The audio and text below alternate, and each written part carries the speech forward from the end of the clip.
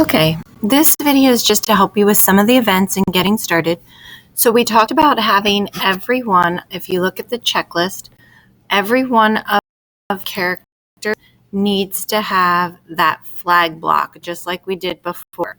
So if I look at our checklist, the first thing it says on here, if it'll let me scroll, is each sprite needs to have a location set using the flag. So if I come to my code, I'm going to come in. Everything's being slow this morning. My stuff. Come to my sports room. Okay, if I look at my code, see inside. Okay, I can see that on each sprite, there's the flag and where the location for this character is. If I look at where the puck is, it has a location on the flag. And if I look at the other hockey player, she has a location on the flag. So that when I click the flag, they all start in their starting positions. Okay, so that's one thing you have to do. Then the rest is sort of up to you. Between the next two blocks on the checklist, you have to use these events, yellow blocks, and at least these things. So voice recording, text-to-speech, text bubble, movements, sound effects.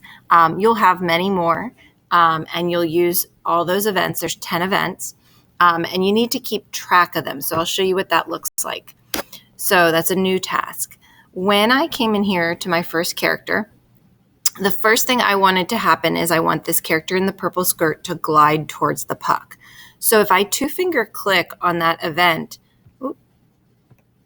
two-finger click, I can use a comment block. It'll say add a comment, and I typed in the comment block, event 1, glide to puck. This way, I have track of what I want someone to tap first when they're viewing my code. And you'll use this information later on the very last slide. It'll have you type these things out. So the first thing is to click the flag. My next thing would be to hit the right arrow, girl glides to puck. Okay, that's what I would write there. So I guess this should actually be event 2 because your flag is always event 1. So I guess I have to make each of these up one. Then event 2, which is really event 3, I want someone to hit the up arrow. So the next button push needs to be the up arrow, okay, which should bring her, hold on, glide, and then up arrow. She should change her position. Shoot it! Go! And then she talks so that she's at the puck. I'm going to actually make this more -30. Let's see. Okay, so yes, I like that better. Okay. Shoot it! Go! Okay. And now she'll be at the puck. So that's event 3. So I would write that on my list down here under event 3. She would hit the up arrow. Purple skater touches puck. Okay. And then I'd come back and I'm going to look at the next thing I had happen is I believe the puck is going to move. So I have event 4 typed on here is that you're going to hit the down arrow. Why isn't that working? Hold on.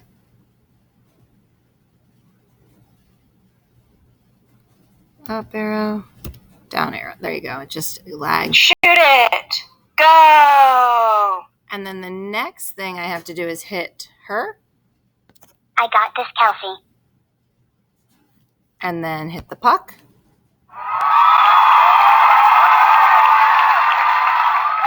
Okay, and again, I would type each of those events. I think I've gotten to number 5 so far on my timeline list so that somebody interacting with my thing knows what buttons they have to click and in what order. The order is up to you, and what happens is up to you. But whoever has this needs to have a list of the events you're doing. This list will then get transferred. You will copy and paste this to or type it up on your Scratch account, I'm going to show you where that goes as well. When you see project page, this is where you're going to type that numbered list.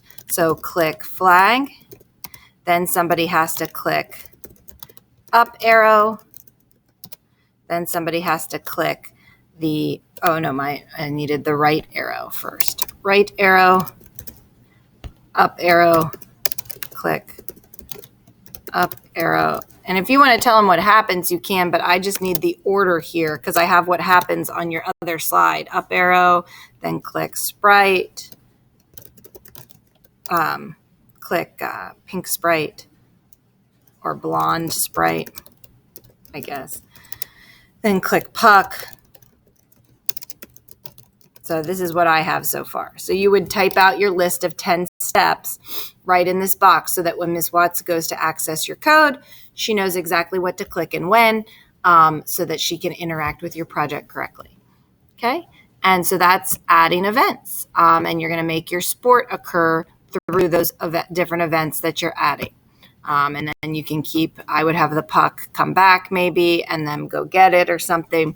But keep working down the list, making sure I have each one of these event blocks and then at least these items. Okay. And we've got comments in our code. We did that part. Those comments, remember to do that.